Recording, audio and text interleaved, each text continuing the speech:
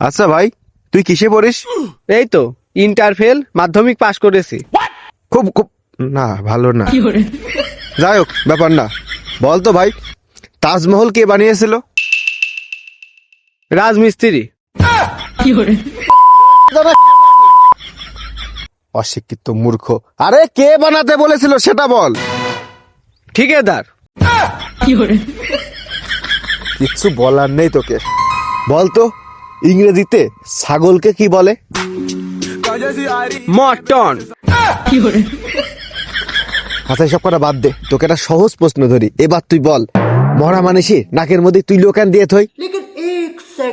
যাতে ও নিঃশ্বাস নিয়ে আর বেঁচে না উঠতে পারে। আর মানুষ পান নাই, বারবার শুধু আমার লাস্ট প্রশ্ন, রাবণকে কে মেরেছিল?